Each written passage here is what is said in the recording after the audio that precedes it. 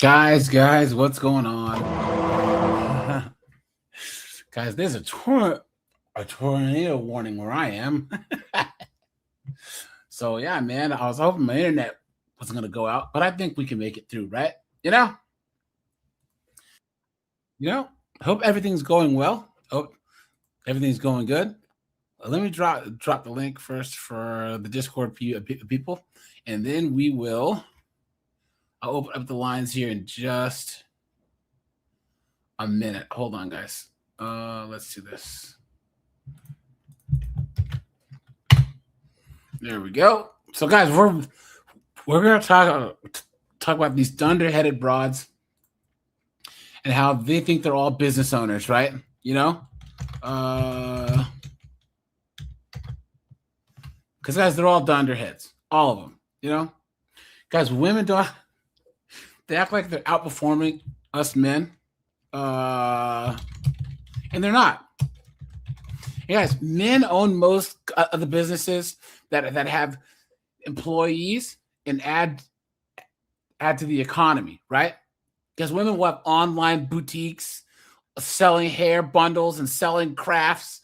It's just ridiculous, right? No brick and mortars, no nothing. Keyshawn, how you doing, dude? Kelvin, how you doing? Red Doors here. Harold said, I'd be willing to bet that over half of businesses ran by women, rich husbands lose money, but only kept afloat by their husband's facts. Absolute facts. Uncle Herman, how you doing? Guys, hit the like button on the end, on the way in, Guys, let's look at some stats here, right?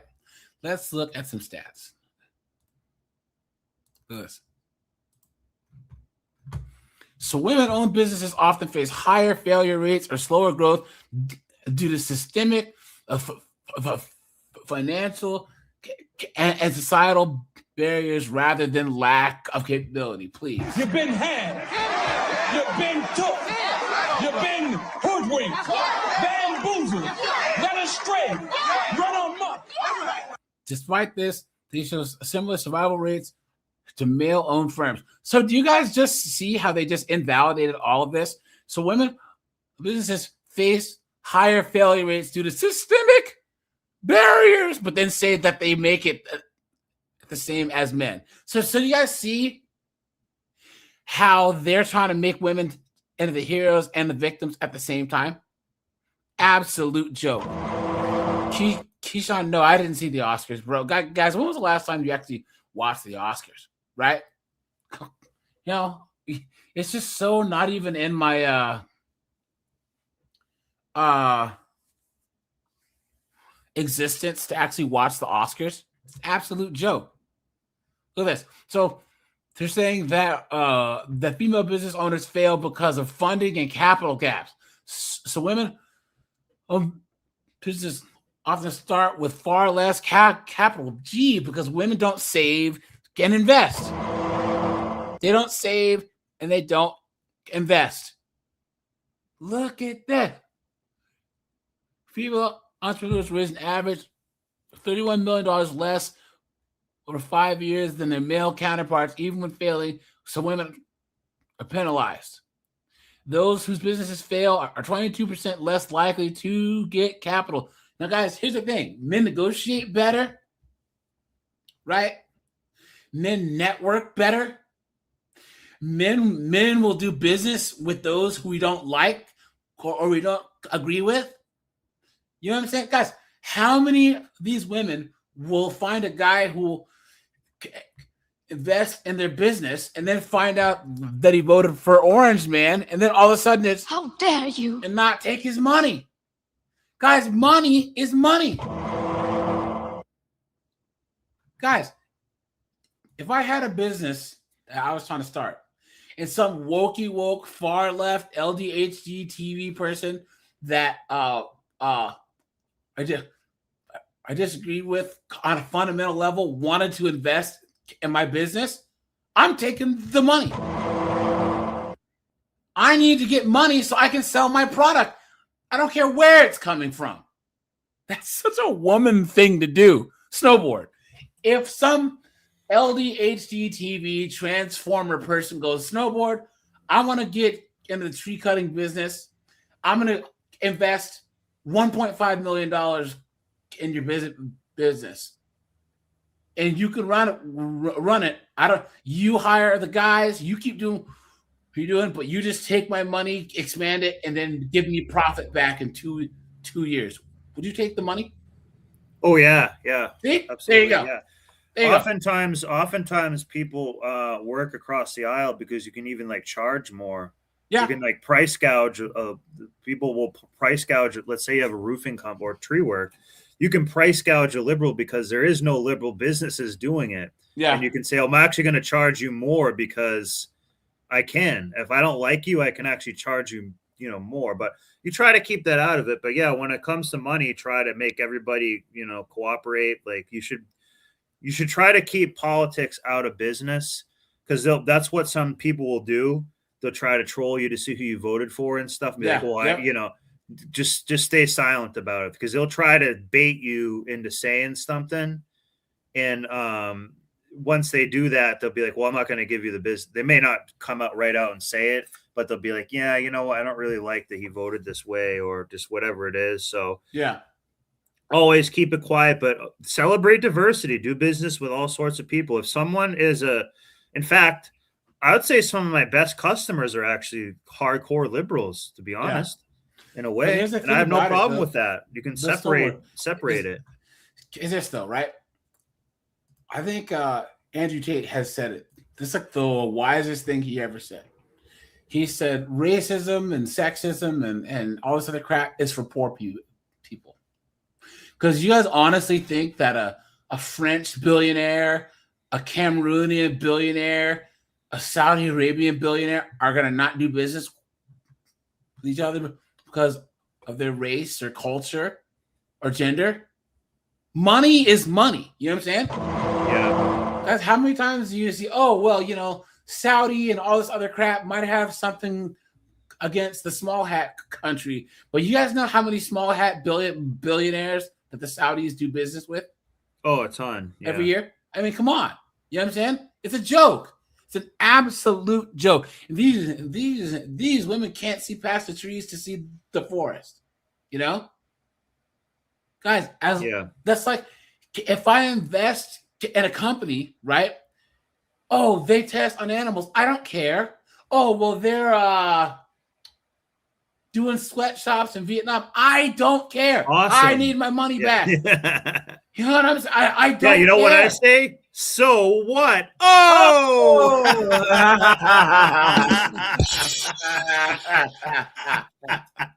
I know. I don't sweat it at all. That's what they call sweat equity. Oh!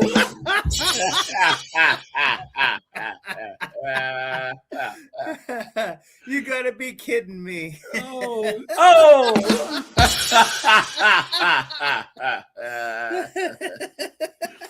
But yeah, guys, why? What your kids sow. Yeah, look at that, guys.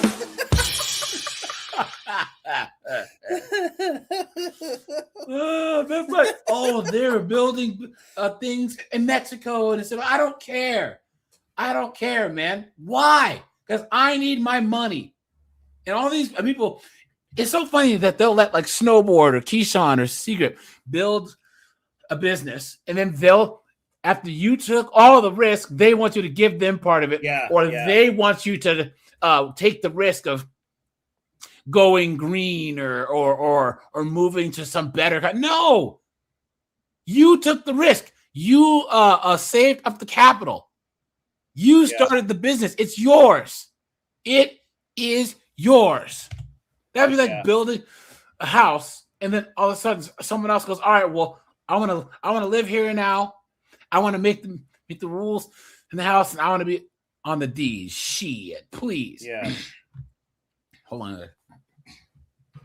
That's what a lot of people try to do as project managers and restaurateurs. They want to just, now all of a sudden I own the restaurant, and they know nothing about running a restaurant. That happens a lot of time. Restaurant industry is a perfect one to know. Like there's a lot to know about running a restaurant. It's its own business. But a ton of these, quote, entrepreneurs and business owners get a loan and they go out and get a business that's already functioning and they run it into the ground because they don't really do any work. They're not there. There's two types of restaurant owners. There's one who the first owner, we'll call him the Asian or Chinese guy. They are like cleaning the bathroom. They're doing like everything there. They like live there. The other type of restaurant owner is the guy who's just drinking at the bar, trying to hit on chicks, bitching at the staff.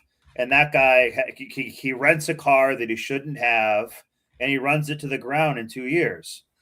And there was a bar. Hold on. It's a Portland.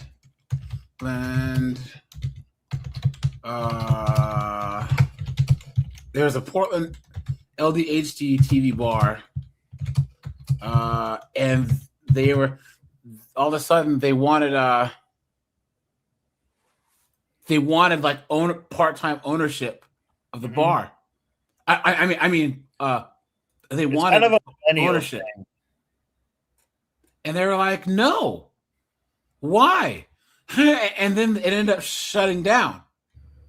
Now I can't find the story, but yeah, guys, there was plenty of these things where we want to have a co-op. We want the means of production in the hands of the workers, please. You've been had. You've been took. You've been hoodwinked. Bamboozled. Led astray. Run amok.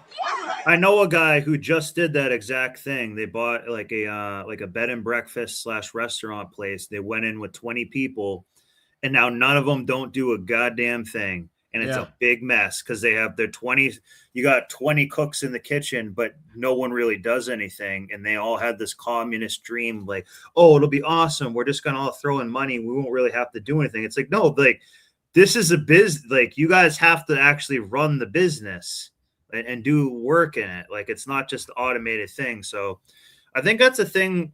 I don't know if it's more of a millennial thing where they try to like buy, because I've seen it before at like coffee shops where like some rich guy will get his daughter like a coffee shop that's already functioning and she just kind of like shows up and like pretends to work. Yep, that's true. I think that's maybe more of a millennial thing because someone else already built, like that's what I'm saying. They're saying like, oh, I'm a business owner. It's like kind of, but you didn't actually build the business up. You actually didn't like you didn't lose any sleep operating this business or take any risk. Like I don't see you getting any gray hairs from this. Yeah. You know what I mean? It's fake. So some businesses are also fake to do write-offs and like money laundering type schemes for rich people's wives and kids. That's a ton of businesses, believe it or not, where they have some candle shop and some bullshit that doesn't really sell. Here you go. Look at this. Approximately 9 to 10.5% of women-owned businesses in the U.S. have paid employees, while women own over 40% of all businesses. The vast majority are non-employers, meaning the owner operates alone. Only 1.1 million to 1.4 million women-owned firms are considered employer firms. Look at that, guys. So they're useless. They don't contribute to the neighborhood economy. They don't do anything. No. Yeah. Unfortunately, they conflate running a business to creating a job. Or you don't have a business. You didn't create a business. All you do is create a job for yourself. That's all you did. Yep. Look at this. Roughly 90% of women-owned businesses are non-employers. Only 9% of women-owned businesses have employees compared to 20%. So, guys, who's keeping the economy going? Who's creating jobs? Who's paying taxes? Right? It's men. Despite the small percentage of employer firms, women-owned businesses, including non-employers, provide 10.5 million jobs, please. You've been had. You've been took. You've been hoodwinked. Bamboozled. Led astray. Run amok. Look at that, guys. Look at that. Women-owned businesses are on the rise, please. Yeah, guys, right. Here's a chart.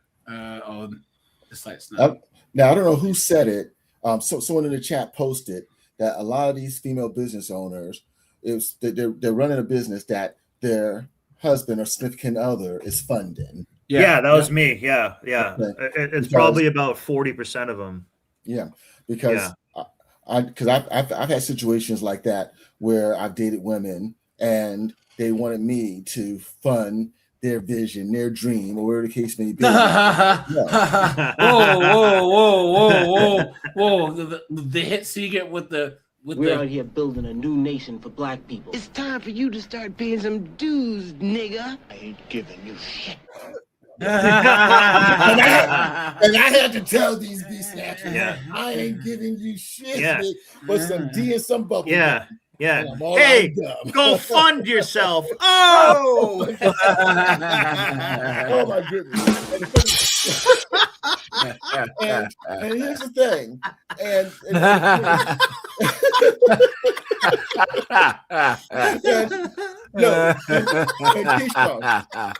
So I came close, but it was with conditions. So, I came close, but it was with conditions. Guys, hit the like button on the way in, guys. I had a chick that wanted me to fund her dream. Let's see, guys. Anyone who has a story about a female-owned business, guys, I'll drop the link here in a little bit. And anyone who has a story, guys, come on up. If you disagree and you actually think that these boss chicks are doing it, come on up. Plead your case.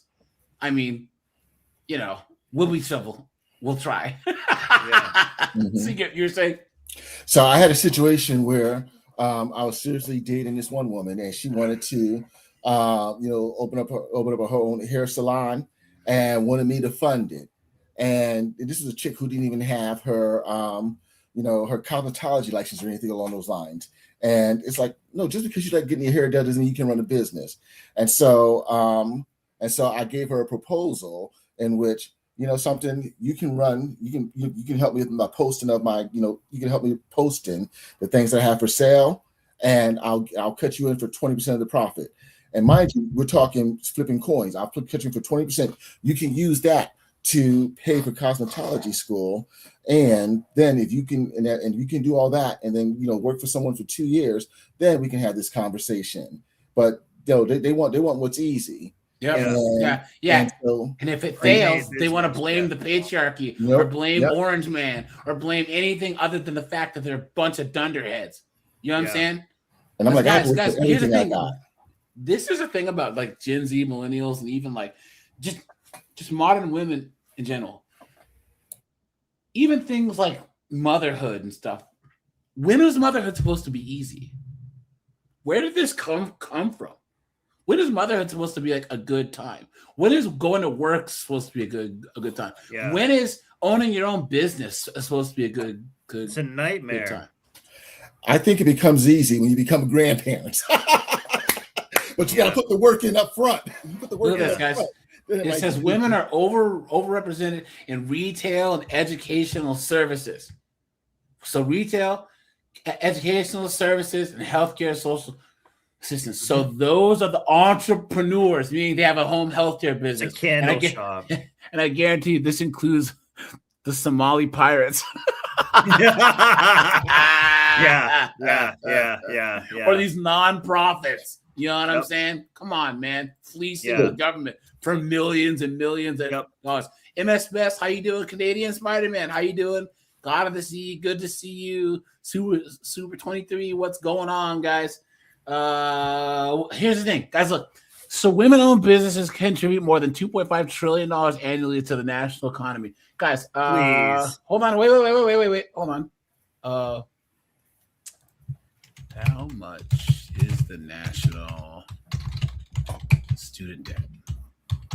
Because remember, banks favor them for loans and government grants. No, but look at this. So the student loan debt is $1.833 trillion, and 75% of that is owned by women. So let's just 1.4 trillion? You think around there? Am I right? Is my math right? I think it's 1 point whore. Oh, well, let's just bring it down to 1.4 trillion, right? Guys, that means that the debt that they owe in student loans almost wipes out the what their businesses contribute annually. Yeah. Yep. Look at that, guys. So women entrepreneurs prioritize community impact, such as supporting social mission. There you go. That's why you're cooked, right? Supporting local causes in their communities. That's why they don't make any money. Look at this. Women businesses can continue to succeed across sectors, but unequal access to industry networks, mentorship, and credibility means they must clear higher hurdles to secure the same support as their male counterparts, please. The lie detector determined that was a lie. Look at that. Although women-owned businesses are growing in number, they account for only 6% total revenues. Look at that. So women-owned businesses are less likely to receive the full amount of the business loans that they apply for. Now, guys, why do you think that is? Well, like a couple years ago, like you said before, they're giving them the B-dubs and women because they're like, we want a woman-owned business and stuff. So they were giving them hand over fist for all that, for their garbage like that. So that's I think they were favored early a couple years ago. Maybe not like today, but over the past decade during Weekend at Bernie's and stuff being in, I think they were more likely to give what they're just more liberal with giving women loans and stuff for small businesses because they thought it sounded great. I think that they'll put in for a loan with this grandiose plan. Yeah. But then realize that all it is like an online boutique, and like, well, we can only exactly giving you 65% of that. Like your business plan is crazy, but once you actually spell it out, you don't need that much money. You know? Well, I needed the Land Rover to drive around it. I didn't even put a company sticker on it. They would do stuff like that all the time. Look at what these chicks did and how they handled the cough. Yeah. Where they were out here, just creating LLCs just for the Hisnick and and grifting and with them getting all this money, they still were able to turn it around. Nope. So this just pros just a saying throwing good money after bad. But also it's this too, AJ, and this is probably something a loan officer or someone will look at too, is what do you always say? Men are selfless, women are selfish. What do you think they're going to do with a business? They're not out here telling you how much value they're going to provide. Yeah. Or added value, how much value they're going to add. They don't really do that. It's mostly just to benefit themselves. Oh, well, I can create my own hour. You ask them anything, what are they going to say? Oh, I can create my own hours. It's not as stressful. I can do more from home. I can get the company vehicle. I can get the accolades of being a boss babe. I actually am a boss babe and stuff. That's more the motivation behind why they do anything. Yeah. If you actually, this is just a way to get those titles. If you ask men, what's the number 1, 2, and 3 reasons why you started your own business, guys, what do you think they're going to say? Well, you want more money. Yeah, exactly. For me, number 1, yes, perfect. Want more money. Number 2, more control. Thank you. Be your own boss. But you want to create value. I think I can create value better on my own than through an organization.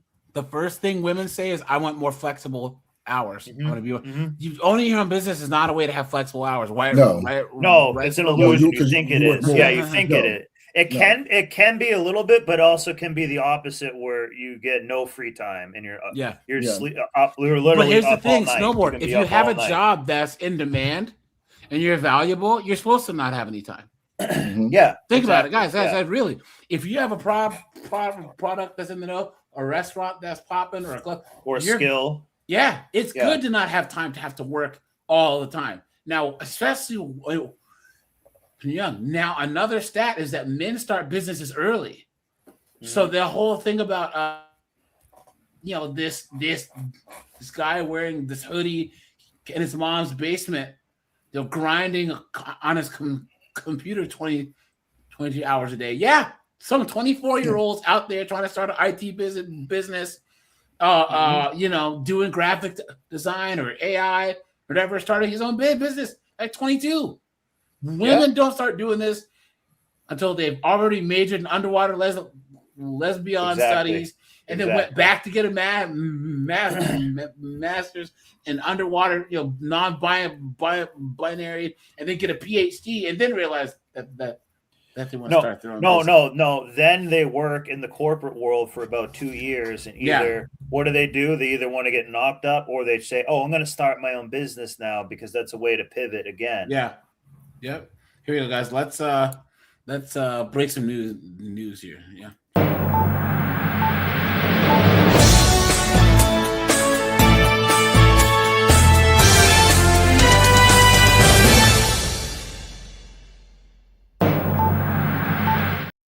Here we go, guys.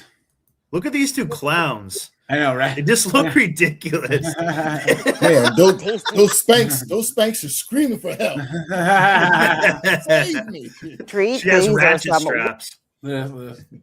Martini's, B-Sweet Bistro, and Tasty Treat. These are some well-known food spots across the city, but behind these businesses are 4 Black women who go above and beyond for their customers. Now these ladies are standing united, sharing a special bond and a sisterhood. Yeah, right. WDSU Then we got each other's throats in no time. Get out of here. Carol Forges has their story on how they're beating the negative narratives and showing there is strength in numbers. These women run some of the most well-known restaurants and food trucks in New Orleans. Blake Creasy runs Tasty Treats food truck. Brittany Walker of B-Sweet Bistro. Jessica Johnson runs Justini's. And Arkesha Smith-Baquet runs Lil Dizzy's Cafe. They sometimes run into each other throughout the city and decided since they have something in common, it was time to come together, sit down, and break bread. So last year, after all the busy festivities in New Orleans, they set a deadline. At the Super Bowl, at the Mardi Gras, we need to meet. We're 4 Black women running these restaurants. We need to vent. Their first meeting was at Seaworthy, and that's why they're going to be cooked. Guys, you just own a business. Here's a person trying to run a business in America. Once you start these qualifiers, you're cooked. Yeah. You're cooked. Well, guys, the only time that I pull the race card is on the wokey wokes. You know what I'm saying? That's the only time. Oh, well, white women have it hard. Really? Well, as a Black guy, then you start listing stats, and the whole argument falls apart. March of last year, Walker decided to make the first meetup. Look at these 304s. Yeah. Look at that. Streets. I'm a bitch from the streets. I get the money. I get the money. Bitch, give me what you got. Look at this one's shoulders. This one. Yeah. Bro, look at this broad's shoulders, man. Jesus. That man, hand her the ball on freaking 4th and goal, dude. She'll get it through there for you. You get what I'm saying? It's special, bringing everyone roses. We as hardworking Black women, we don't receive the flowers that we deserve, and Oh my! You're getting it now on the news. That was a lie.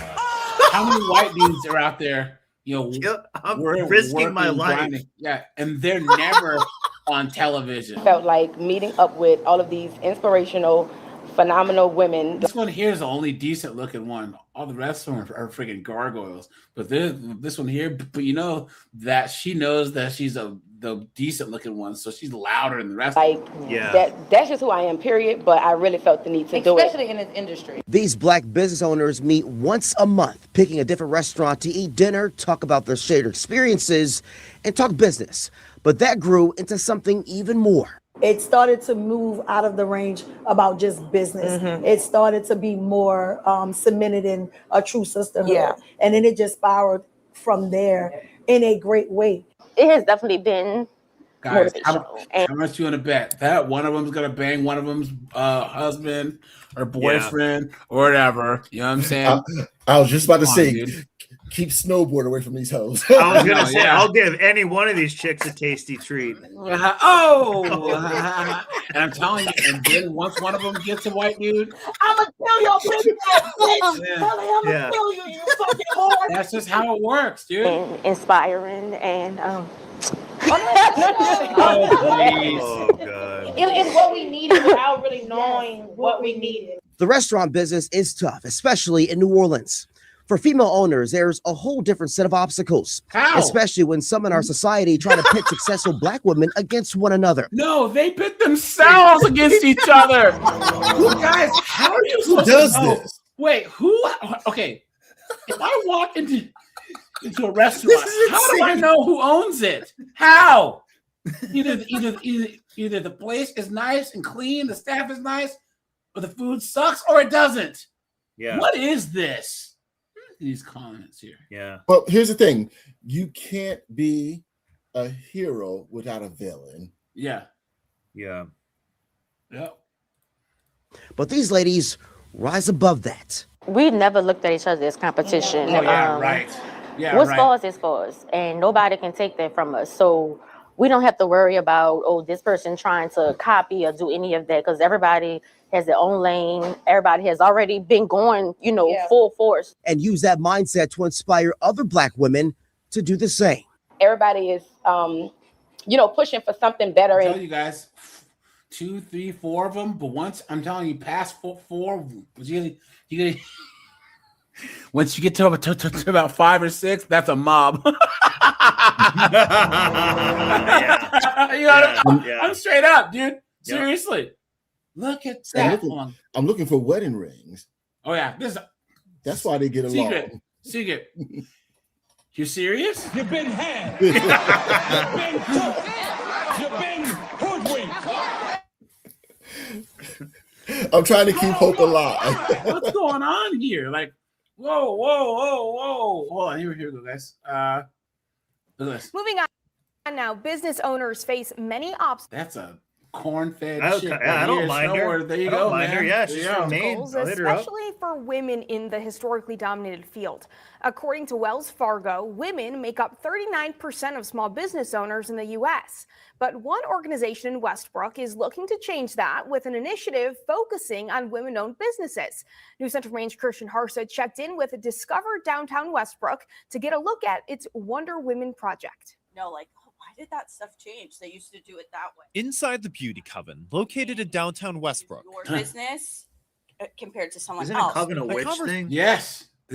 Jesus. Look at that, this. man. Conversation is not on potions or spells. I feel like it's a little It's bit on more business. Today we're talking about branding. Amy Gromez-Pulaski is the executive director of Discover. Guys, listen to how many hyphenated names there are, right? Mm-hmm. That's how you know if they're cooked. For downtown Westbrook. And this is going to be created this this Discover organ- Downtown Westbrook will be some NGO, like a way to get NGO money and crap like that. Yeah. Workshop series, The Wonder Women of Westbrook. Business owners wanted to connect and an opportunity to kind of grow and learn together. Bringing it back to branding. I think that's one of the things Oh, that's no. relatable to business owners, but also as individuals. Which the host of Sunday's meeting, Aaron Conley, takes seriously at the Beauty Coven. You look at medical spas and things like that, and they are more white. So I wanted to have it be more of a cozy vibe so people know that they can come in and just be themselves. The event is also co-hosted and taught by the agency Ethos Vaunt. Try to get that story out into the world. Jesus. Come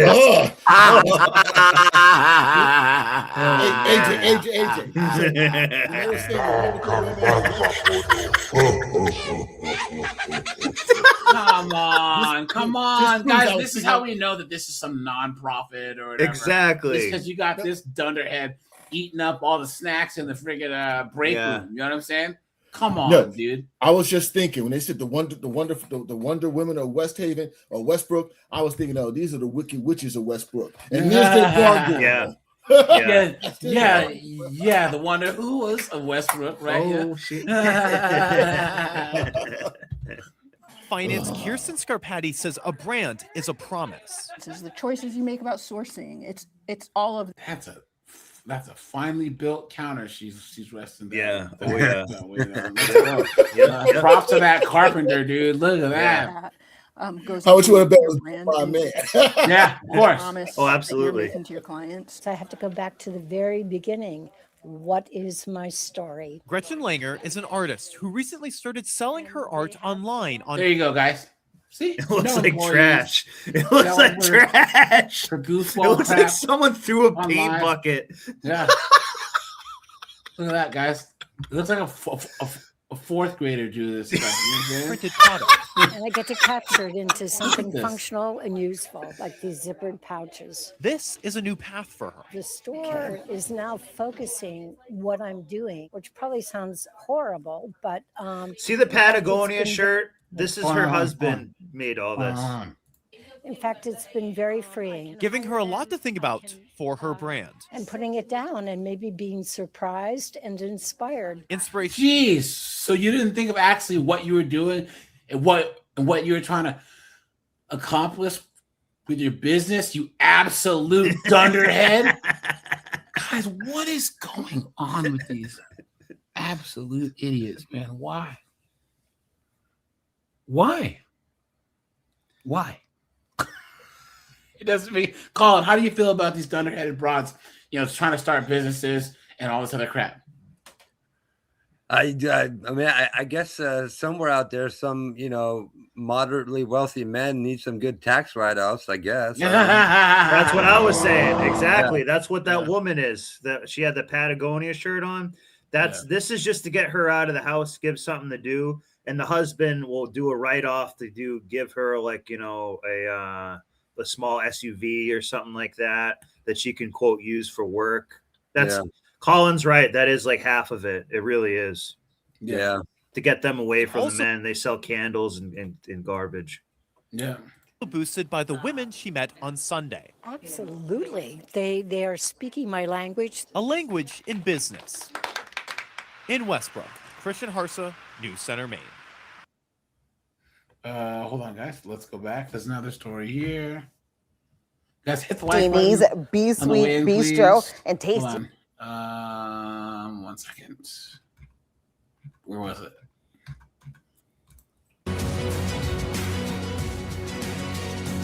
Women who strive.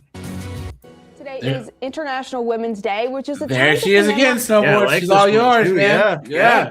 women's fight for equality and to recognize their accomplishments. To make her my main Maine chick. is home to dozens of women who strive to push boundaries every single day, no matter how large or small the goal. News Center Maine's Caroline LaCour met up with a few women-owned businesses as they reflect on their successes. Between meeting professional goals and societal expectations, entrepreneur Heather Ashby understands the pressure women can be under. But why though? Like why even put that in your head?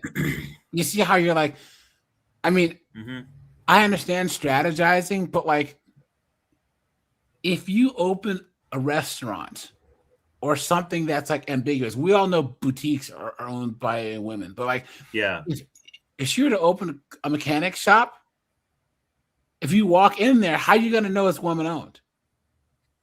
Oh, they'll tell you. They'll let you know. Don't worry about that. Yeah. If Colin's we're working in the Bay and see us at the front desk, how are you going to know it's woman owned?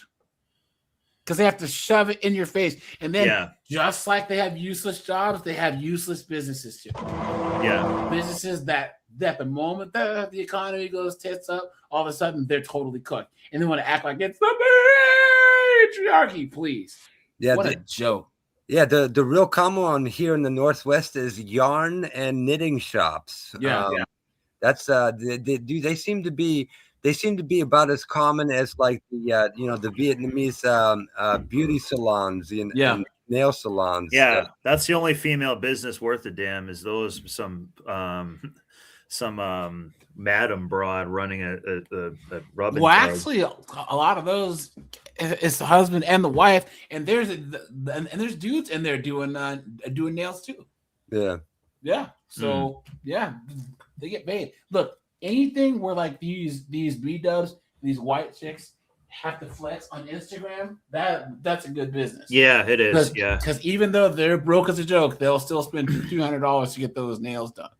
You know what I'm saying? Remote working, they could work in their kitchen, they could work at home, but there's laundry, there's dishes, there's the dog, there's all these distractions and things that women take on. That's why 8 years ago, And men don't have those distractions too? Coworkers in Portland, a female-forward co-working Portland club is as a way to a help dump. change the status quo of professional workspaces. We're really driven here to support one another, to support female entrepreneurship, and to find that autonomy for women so that they're not leaning on anyone but themselves. The space features a cozy atmosphere to help people get into a focus. Guys, we all know there's so many cat fights and stuff here. You know what I'm saying? Guys, here's the thing. Women say that they have all of these duties, doing all this crap and get distracted. Men get distracted by these broads. You work too much. Why aren't you ever home? It's like, the reason why you're in this big house driving that big Porsche truck is because he works all the time. Yeah. Nothing worse than you see a guy making it and he lets some dunderheaded broad into his life and he gets cooked. Yeah. Absolutely cooked. I already know what this is going to be and what it will turn into, because me and my friend basically did this. So we rented like a space kind of like this that was pretty big in this industrial building. We're like, hey, any of you guys who are entrepreneurs, you can come here, use the printer, scanner, Wi-Fi. We can, if you want to brainstorm ideas, other stuff like that. And we made it but it ended up just being a bar that we just would party at constantly.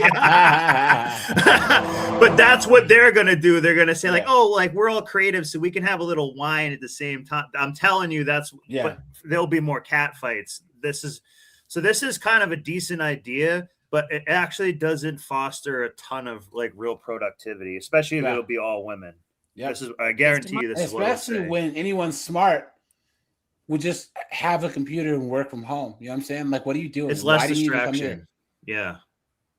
No, you're just good about cutting distractions down. Mm-hmm. I've been working from home since the cough started. I actually do more work at home than I did going into the office. So Mindset free of distractions. Ashby says her business's survival, even through the pandemic, has been telling for what this space means for. Keep fighting the patriarchy. Women supporting women, please. The lie detective determined that was a lie. Look at that. Women here in Maine.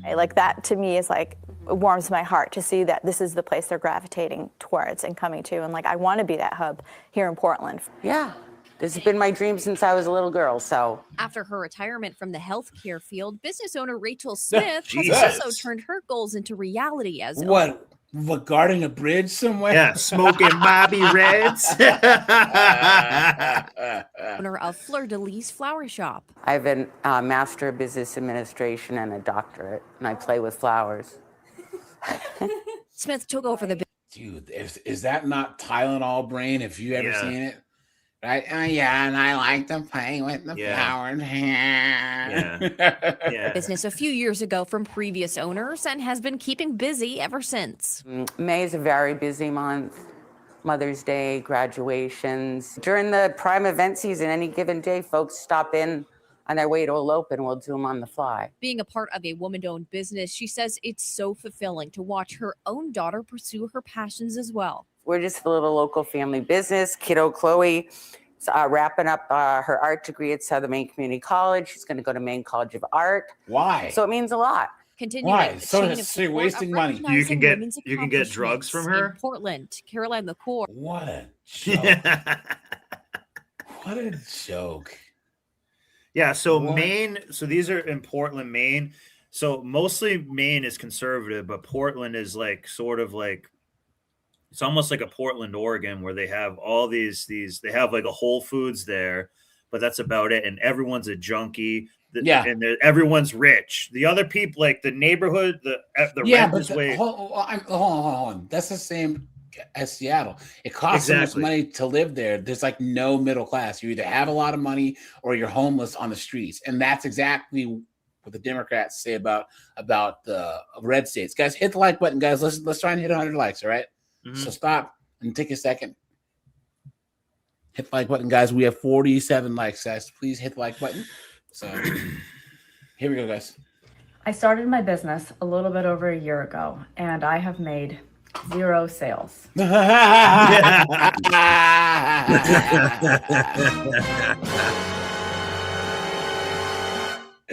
Now, guys, we'll have to look at a later on, guys. Here, let's see what she actually is trying to sell. Yes, guys. Yeah. Guys, what do you think she's trying to sell, other than that ass? Oh,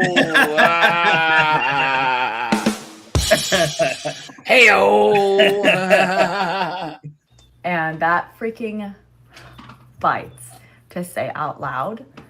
This isn't for a lack of trying. Guys, anyone who wants to join, the link is pinned to the top of the comments, guys. So anyone who wants to join, just hit that StreamYard your link. I just please ask no background noise, guys. Yeah, guys. So once again, I'll be on vacation this week. I'll try and do live streams every day today, but I'll let you guys know. I mean, this week, some might be earlier, some might be later, some might be short, but I'll try and get one in once a day. So I appreciate you guys. Red Talk Anna's in the house. What's going on, my friend? I have done everything in my power to try to market. I've put it on different platforms. I've tried it on here, on my other account. But no matter what I do, every video that I push out gets max like 100 views. The lie detector determined that was a lie. Do you see, guys? She's saying it's everyone else's fault, not hers. She's acting like she's done every. Yeah, thank you, Super 20. She's acting like Yorgi says she's selling her farts in a jar. Hey, there's simps out there who will buy it. You know what I'm saying? Yeah. Come on, guys. Come on. Beta. But yeah, guys. She hasn't tried everything. She hasn't. There's no way. If she had tried everything, she'd be successful. Guys, put a 1 if you agree that she wants this to be easy. She wants this to be simple. Say she wants to Forrest Gump her way to a successful business. And guys, I've talked to my nephew. He's like young Gen Z. He's 20. Him, his girlfriend and their friends actually like, well, working for someone is owning your own business. It's just better. It's easier. I'm like, bro, owning your own business is 1,000 times harder than working for someone else. And guess what? You took all the risk. If you're this is like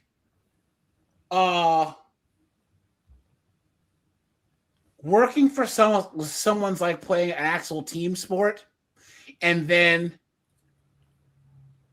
owning your own business is like fighting. It's only you in there, and if you lose, it's your fault. You know what I'm saying? You can't say it was my coaches or whatever. You got in there, you made a mistake, you got knocked out. You know what I'm saying? There is no excuses. Whereas you can say, oh, well, you know, the defense wasn't getting it. You know, the offense, like the kicker messed up. If you're in a fight, it's just you guys. That's you. You are. You know, that's it.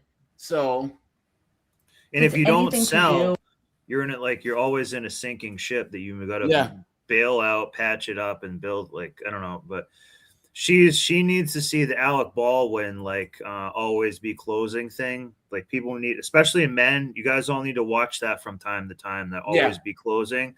Yep. It like sales is a very masculine thing. You have to hunt. You have to. It's women. I've said this before. They want a business model that just comes to them. Oh, I have the flower shop. Like that woman doesn't really go out. Like I guarantee you, this woman has not knocked on one door to make a sale. Yeah. You haven't knocked on a door, you're not really in business. You got to be rejected knocking on doors, all kinds of things. You guys remember this? Hold on. What do you make of liberalism? I would consider myself a classic liberal. You would consider yourself a classic liberal? Yes, although... Which is also has beliefs attached, right? It comes out of a tradition of evolution of beliefs, but there is also a radical liberalism, which feeds into feminism, which believes that progress is is a better thing than lack of progress. I mean, the Economist is founded on those basics, and that people can argue about what they want to take or leave. But do you include then liberalism as one of the isms that you would say is in crisis at the moment, or has got itself into a mess? Well, it depends to some degree, as you pointed out, on how you define liberalism. But one of the things that I like about the classic liberal take on the world, which I think we owe Britain a great debt of gratitude for developing, perhaps more particularly than any other country, is that the individual is to be regarded as the sovereign entity in the political understanding. That's not really a political claim. It's a claim that underlies politics. It's actually a theological claim. It's derived from... Talk to this chick, and she was like, here you go. I want to ask you, is it not desirable to have some of those female traits you're talking about? I'd say that's a generalization, but you've used the words female traits.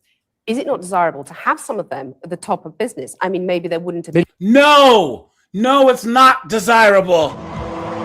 Guys, can you imagine? Like, and this is why this crap doesn't work in Japan and China and Korea, where it's production based. Okay? Guys, they don't care. Okay, they don't do maternity leave or all this other crap. You have to produce male, female, black, white, or whatever. Because if, let's just say, Colin owns a law firm and I own a law firm and Snowboard owns a law firm, and then Snowboard says, hey, we're going to, instead of being assertive, dominant, hardworking, dedicated, we're going to be soft and empathetic and understanding, he's going to lose. He's going to lose. That would be like saying, there was someone saying, well, why can't attorneys work less hours? Because the average attorney works like 60 hours a week. Well, if all of us had law firms and then Red Talk Anna's lawyers are only working 40 hours a week, she's going to lose. Clients are going to be like, we're not getting our services done. Why are you taking so much longer to get stuff done where the other ones don't? Yeah.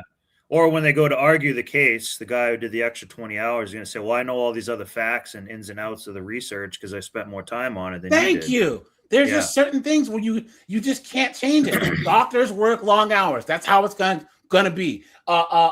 Soldiers get deployed. That's how it works. You can't. It's not just this is this postmodernism that I was talking about, where the last 30, 40 years, people, especially the wokes, act like they just know more than people have known the last 3,000 years. Oh, well, we just send men to war because that's just the way that we were taught. No, we send men to war because men can fight wars. Red Talk Anna, what's going on, my friend? How you been? What's good, family? How y'all doing? I'm over here cracking up listening to them women that you just had on there talking about they are so oppressed, but they independent at the same time.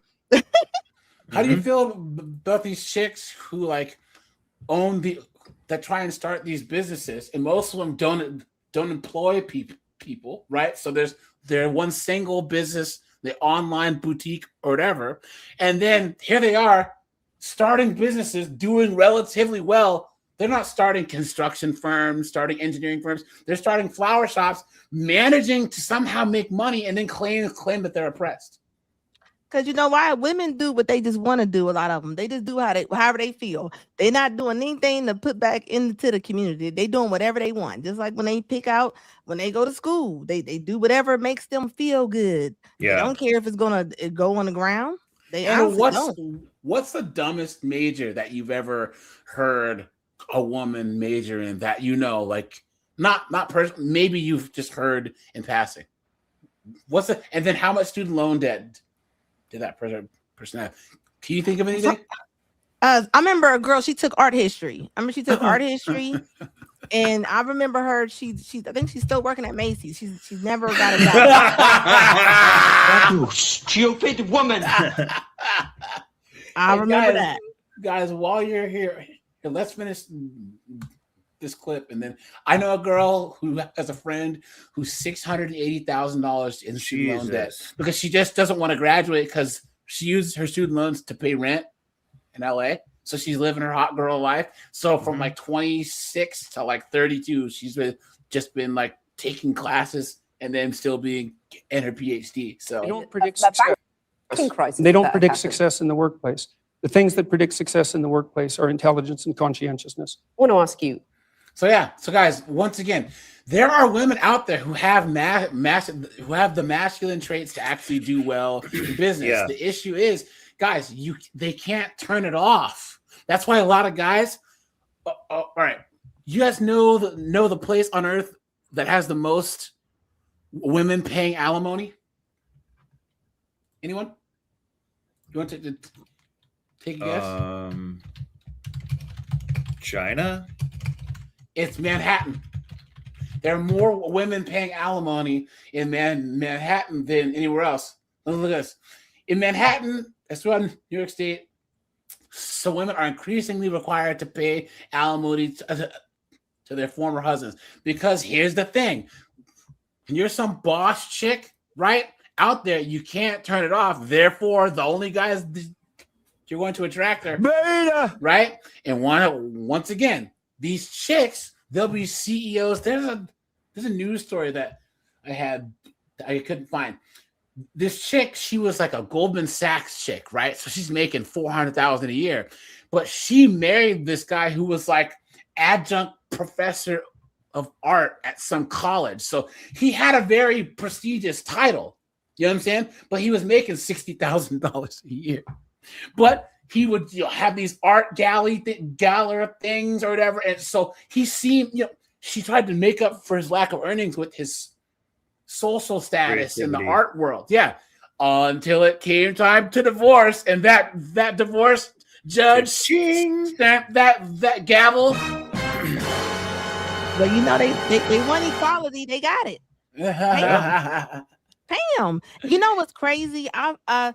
It seems like the most masculine women out there that make the most money, they say they want another masculine man, but they don't. Yeah. Because they're too much. Well, we did a video. I did a video or a live stream the other day. You guys remember these liberal chicks? They don't want to date liberal men. They don't. Yep. They want a guy who's a conservative guy who will treat them like a conservative, but then vote for Kamala Harris. That's not going to happen. It's not the type of guy who will say, "Dear, you know what? I know you hate your job. I'm going to take on a second job, or I'm going to work 30 hours overtime. Here, quit your job. Take 7 months off." You think some liberal soy milk drinking blue-haired bull ring beta is going to friggin' do that? Please. Beta! Come on. Guys, take a second and sub to Red Talk Anna's channel, please. They don't be knowing what they want, AJ. They just be talking. Yeah. Okay. While you're here, Anna, what's the dumbest reason that you've heard some chick divorce her husband?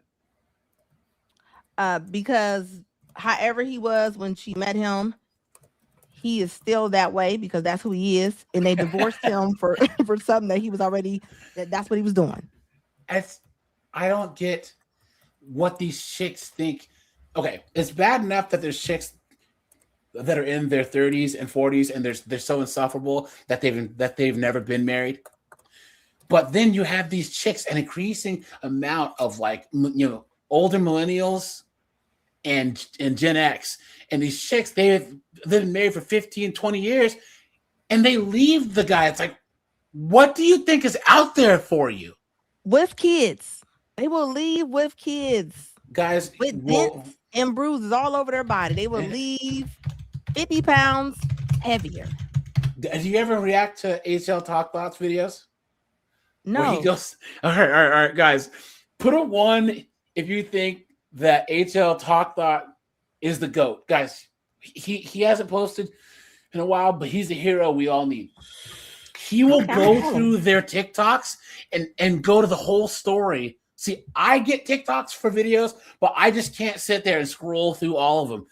He goes through when these chicks are like, I'm getting divorced and I'm so great, yay! And then I'm on the dating apps and all these men are trash. And then, of course, there's always And my ex-husband moved on, and now she's younger and prettier than me. All these videos, dude. He's my hero, man. I don't know how he does it. I honestly don't. Like, do you know the amount of TikToks you have to go through to actually chronologically tell these idiot stories?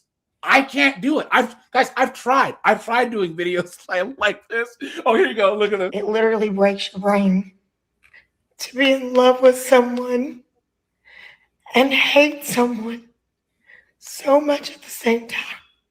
Exactly 1 year ago today, I asked him to leave my life. And boy, y'all, he did. Oh, he did. He discarded me like I was nothing. I mean, I literally had more emotion throwing away a pair of shoes than he had when he threw away his wife, his kids, his family, his whole life of almost 11 years, and replaced me in an instant. And then the man...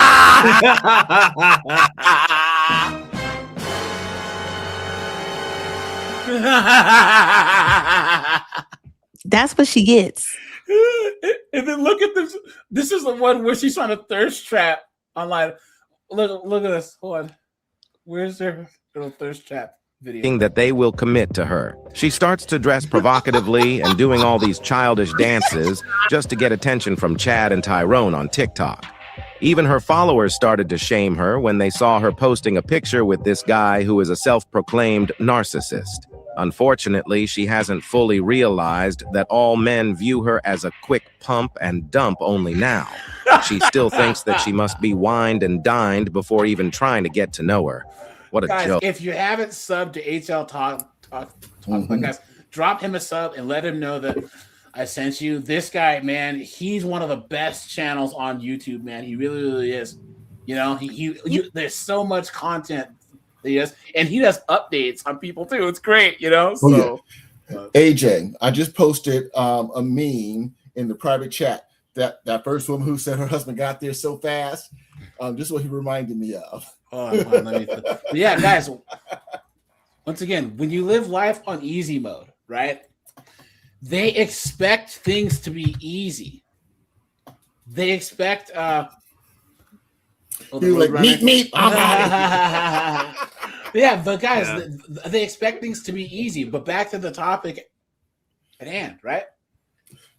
And here's the thing: women who work with women, because we all saw that women prefer male bosses, nurses, and all these female dominated fields. They bully each other. They do all this stuff. And when a guy comes in, they completely change. You know, there was that one story of the woman who started an all woman business, and she had to bring in men, and then it failed. Business failed. The Russian woman, she's at like a seminar or something. Oh, I have that one coming up too. Look at that. Hold on. Okay. Can we see what product that woman was trying to sell? Yeah. Let's go back. I just want to. Yeah. Let's finish this. With my small business, So this chick claims, guys, that she tried everything to sell her product, everything, and it's just, it's so not fair, you know. Face plants. It's been extremely defeating to the point where I've questioned whether I'm supposed to be doing this or not. But I know deep in my heart that this is what I'm supposed to be doing, and that what I made and what I'm making is out there for somebody. I just need to find that somebody. I don't know where you are, but I made this product for myself because I needed it, and I know out there like me who also could benefit from it. So I'm not giving up. I'm starting over. I'm making this new account with the goal of trying to make 50 sales by the end of the year. That's extremely ambitious for me, considering what I just told you about making no sales in the last year or so. Dang. But I need to try something new. My name is Linda, and I own Lingo Labels. I make translation labels to help you learn languages, and they're essentially stickers that you put around your house to translate objects that you already. Hey, dummy! That's what Post-it notes are for. You absolute dunderhead! Are you fucking serious? I'm trying not to swear, but what the fuck? Some people are really fucking stupid. Are you serious? That's what flashcards are for. AJ, I don't think her goal is 50. I think it's 5 ho. Oh! Guys, that's what Duolingo on your phone is for. Yes, they have an app you can turn on your camera, and it does what she does. It'll label stuff. You can like move your camera around, and it'll be like Banyo. You know what I mean? Whatever. Well, you can also just print your own and stuff too. She Thank probably you. wants like $50 for each thing too, like a lot of money. Another Hey, example of she's doing something she just wants to do. Yep. Anna, you aren't gonna go and buy like 70 of these. And you know she's Not charging out the not wazang one. for them too. Hey, you know what, Anna? Seagrip, Tim Hicks, Rajai, Dante, Keyshawn, anyone black in here, chime in here. Don't you guys hate the man? Y'all need to support black-owned businesses. Nah, man, I'm telling you. You know why? Because oftentimes the prices are crazy. The customer service is terrible. Nah, I support good businesses. I want to support a good business that happens to be black. I don't think it should be called black-owned business. I don't understand why they call it. I don't get it either. But I don't get why you say, well, I'm black and you're black, so I can give you substandard product. And you have to come on. But especially, you guys ever been to a place, Secret, where they're like, oh, we're a black-owned like fashion bit line or t-shirt line, and the t-shirt is like $80 for like a black t-shirt? Like, whoa. It's like a white t-shirt with like one little logo. It's like $79.99. Come on. It's like a BLM boutique. Yeah. It's just yes, I wish they'd stop calling herself black-owned business. That doesn't help. Why? Have into the language that you're learning. They're really durable, they're water resistant, and they're removable. You could put them in places like your kitchen and wipe them frequently without worrying about them being destroyed or smearing or anything like that. And you can pull them off without leaving any residue. Right now I have Spanish and French available in the kitchen collection. And you can get them through. People have already done this though. What are you talking about? But remember, AJ, the world owes her. You know, exactly. Women think that the world is going to adjust to them. I'm going to tell you about the mistake that I made that cost me $2.8 million. Never tell this story because I think I'm still like slightly traumatized for it. It's 2018. I have a business that is at a $2.8 million run rate, meaning like. Hey, look, she has those SSRIs. You know what I'm saying? That's probably the Zoloft keeping her afloat. Yeah. If we just kept doing what we were doing, we would have made $2.8 million by the end of the year. At the time, I had some assistant coaches, and I had two levels. I had the mastermind, and then I had just a group program. First, my mastermind were actually or coaches in this lower level group program. What? And I was hosting a retreat. It was my very first retreat. First off, that's terrifying in and of itself. It's like big girl stuff. Like I can make money, but like hosting a retreat, big deal. And so we were doing it in California, which was across the United States from where I live with my two infant children, 2-year-old and like an 8-month-old. And so I'm traveling across the country. But anyway, I put them up in an Airbnb. I stay in a hotel. Get to the point. For the love of all that's holy, why do they talk so much and say so little? Why? Hey, LeBron, thanks for the $5, man. I appreciate that. Thank you so much. Appreciate that, guys. Hit the like button, please. Seriously. Garlic croutons, dude. Red Door's been a member for 11 months. Thank you, my friend. Appreciate that. Navben says the thing that blew my mind about owning my own business was how many of my relatives came. I don't know where looking for a handout. That's facts right there. Yeah. You can just work for free because I'm a family member. Yeah. No way, man. No way. Guys, can you imagine how many people have asked Snowboard, hey, can you come chop this tree down for free? It's like you wouldn't ask a dentist to come to your house and pull your tooth for free. You know what I mean? Yeah. What a joke. Thanks for the $20, man. I appreciate that. You are scaring the hoes. I really don't care what this chick has to say. Here we go. I'm here contemplating on whether I need to dissolve my LLC or not for my business because it's not making me any money. It hasn't been making me any money. And I can't afford to keep paying the bills that the business accumulates, because businesses do accumulate bills whether they make money or not. I just can't afford to keep paying those bills with my personal money. I'm a full-time. Did you hear it? Have a business. Did you guys hear? Did you guys hear Yeah, that one? I heard They were saying that the reason why the smoke detector goes off is because of trauma from slavery. Hold on. Oh my God! Anna, did you hear this? Hold on. Did you hear this? On black. I think it's just because we can't handle that smoke. Look at this. Look at this. Look at this. Guys, who let this guy in here? Look at this guy over here. Hold on. Where's the thing with the smoke detector? Because they're seriously trying to say that the reason why dunderheads can't change the smoke alarm is because of white supremacy. Please, I have to find it, guys. But let's do this here. I'm a content creator, and I'm working on the consistency of getting paid deals. But I just can't afford my business anymore, and it's tearing me up. It's not even like this is my baby. This is my first business, and it's not even just about the idea. I can pivot in ideas easily.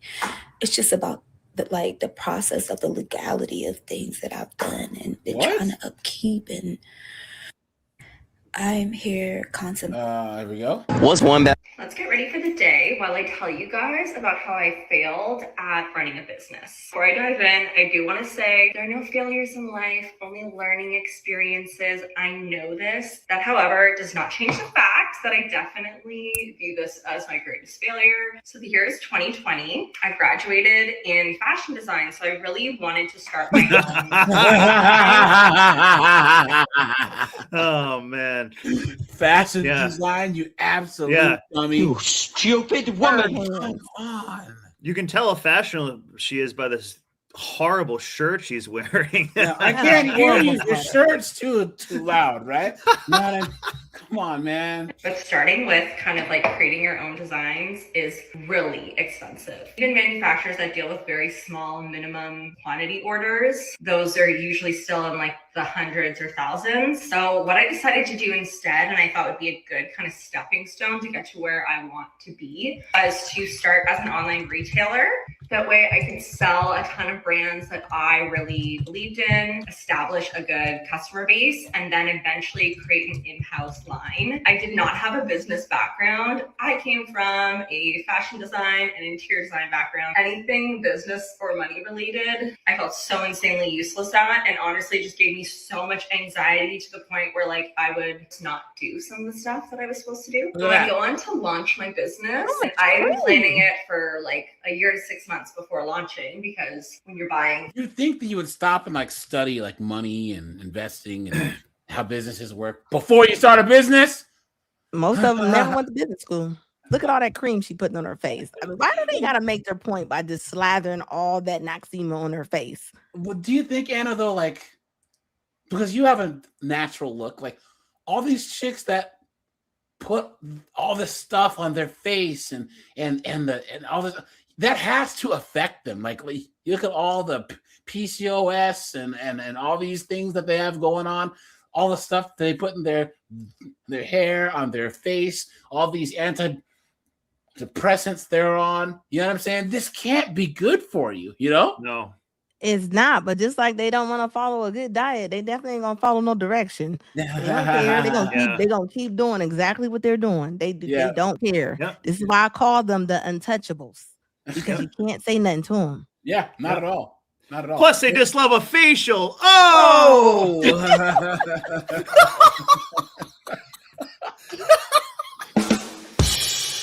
Guys, sorry, she had that one coming. Sorry. A stat.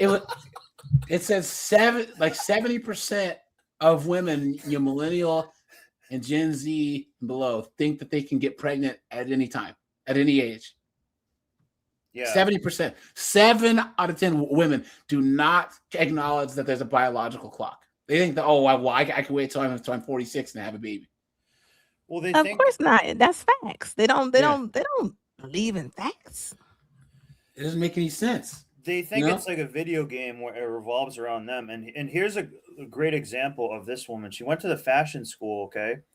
But one thing that she could have done that an more older fashion traditional woman would have done, she would have sewn some of her own clothes and even made some of her own Thank clothes. you. Yes. Then she would have been killing it in the fashion Yes. industry.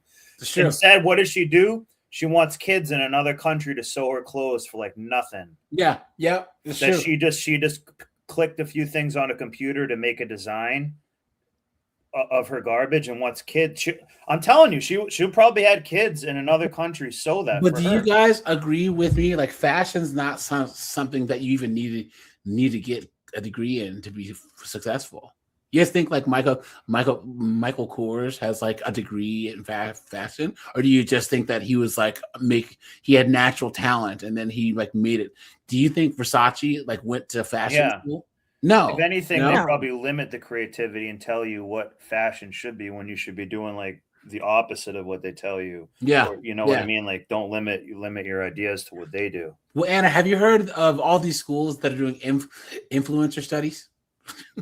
No, I have been hearing a little bit about it, but I'm pretty sure the roster is going to be full. So you can go to Yale, Stanford, Berkeley, and major in influencer studies. It's like there's Mr. Beast never went to influencer study school. PewDiePie and all these people, who have millions of subs, they never went to influencer study school. You know, it's like going to rapper school to learn how to be a rapper. or comedy school, guys. There's a comedy school where you can go and learn about comedy. It's like you're either funny, or you're not. terrible at comedy if you do that. Yeah. You're either funny or you're not. You know what I'm saying? Like that's just the thing about comedians. There are people who are just funny. They're funny, and then they, comedians tend to have mental issues, obviously, and they use that to fuel their comedy. But it's pretty difficult to actually learn how to be funny. I'm gonna say this, guys. You guys remember? All right, let's see. You guys remember there was in the 2000s we had Mariah Carey. She could sing, right? Yeah, Mariah Carey could sing. We had Whitney Houston. She could sing. Mm-hmm. I would even say that Christina Aguilera. She can play the piano, actually, at least. Yeah. She can sing really, really well. But guys, you guys know who couldn't sing? Jessica Simpson. Yeah. Jessica Simpson cannot sing. She took singing courses to try and learn how to sing. She's terrible. She cannot sing. She's a person who cannot sing that spent most of her childhood taking singing classes. And a person like Whitney, whatever, with no singing lessons or anything, can just belt notes better than she can. That's just how it works. There's people who are talented and people who aren't. And a lot of people who aren't tend to try and take these courses and classes and all this other stuff and then wonder why they don't fail. You're not good at it. Don't do it, So fashion, you're buying 2 seasons in advance. Lo and behold, the week I launched my business is also the week that we are in lockdown for COVID for the first time. Talk about. Are you trying to tell me that there was no fashion lines that were making it during the cough, right? You see how they're using that as an excuse? Please. Timing. Yep. I know had I been well enough equipped to deal with it, it wouldn't have failed. Like, I could have made it work. And there you go, guys. See, she's blaming everything else. Is she pregnant? I hope so, because that's a big gut this broad has. You know what I'm saying? Yikes, dude. Yikes, man. She's standing there looking like a big toddler. I'm like, why is her shirt raising up like that? Yeah. Hold on. I'm not seeing a wedding ring filter here. Hold on. I'm not seeing a wedding ring. Spend the afternoon with us. August just woke up from his nap. This cute little farm. Her son's name is August? Let's get ready for the day. What is going on? Hold on, guys. Let's get ready for the day. That's my favorite month. Oops, that I found. Hold on. There's that demon again. Hold on. Hey, Anna, you should go on on the whatever podcast. I would pay to see that. I would pay to see you on the whatever podcast. That would be hilarious. That would be hilarious. Hold on, guys. Why It would be. My TikTok not working? It does this every now and then. But guys, here, you guys remember this? The Russian chick? Yeah, Who bodies these chicks. So for all you guys who might not have seen this is a woman, like entrepreneur / chicks in tech talk, right? And this Russian chick, she's Russian, so she's gonna be honest, completely bodies these broads. Hold on. Cool. Hi, my name is Maya Milusheva. I'd like to start with a short introduction about myself. I'm a woman in IT, obviously. I'm a CEO of a quite profitable IT company. I'm a mother as well, so you would say I went through quite a lot in the IT industry. So I have the experience and authority to talk about this topic. This is as loud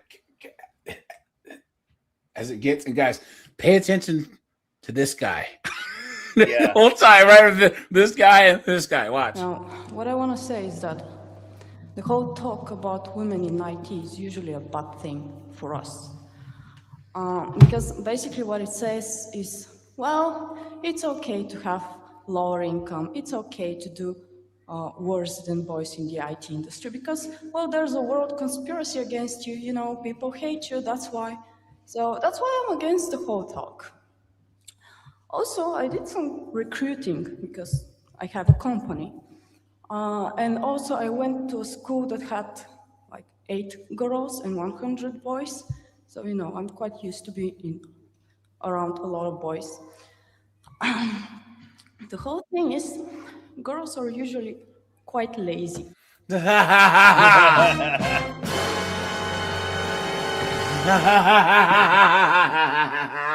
that.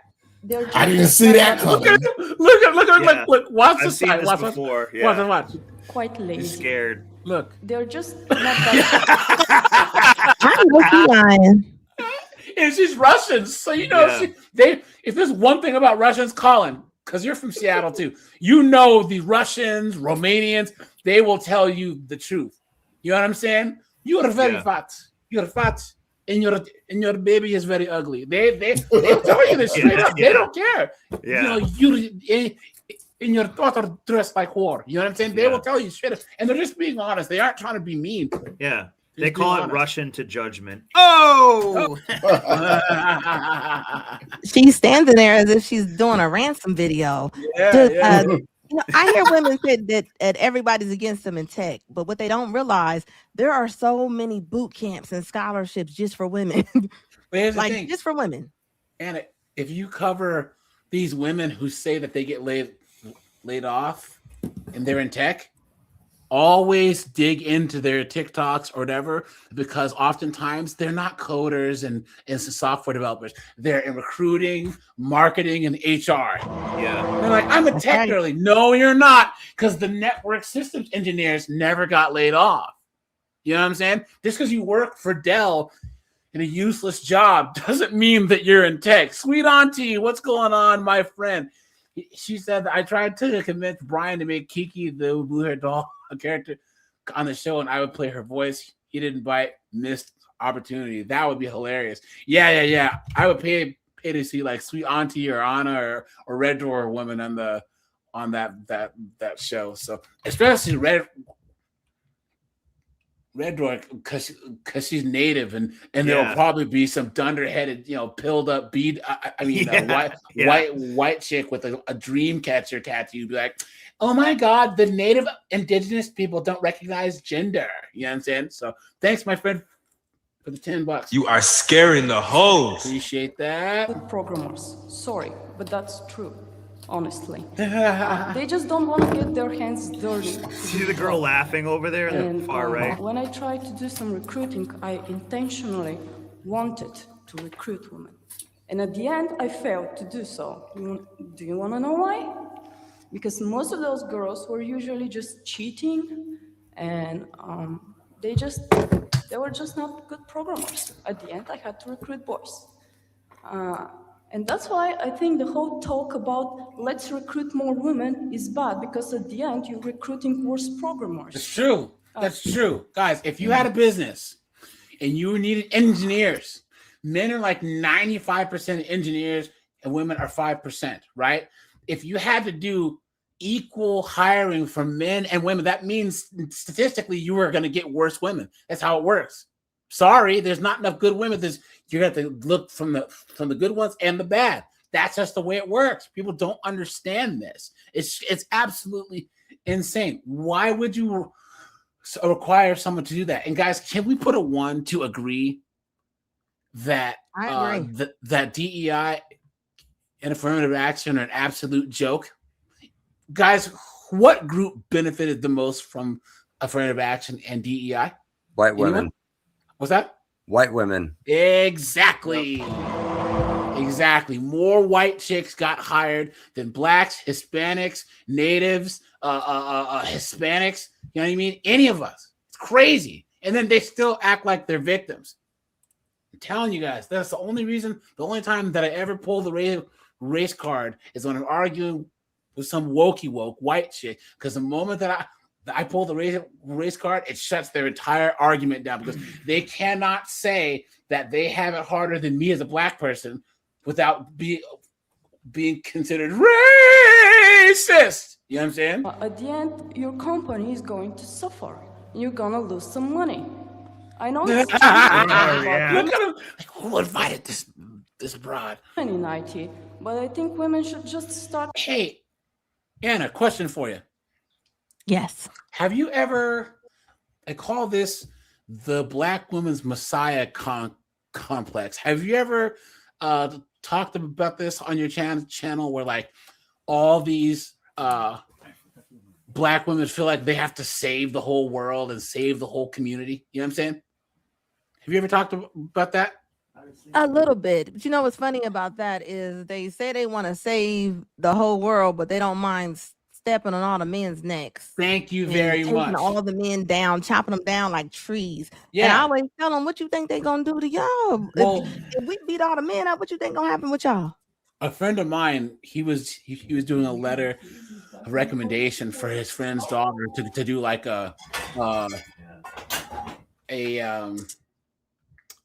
undergrad to law school thing, and his friend's daughter's Black, and she was like, well, I just want to help out, get my law degree and work for a nonprofit, helping with the disparities with disadvantaged people. And I said, whoa, wait a second. I said, hold on, let me get on the phone with her. I'm like, so you want to get high price skills and then give them away for free? I said, well, why would you do that? I was like, that's a dump. So you're going to have student loans, and then you're going to be a lawyer and work at some nonprofit making $50,000 a year. And then they want to talk about the patriarchy when they're the ones that are putting themselves in stupid positions.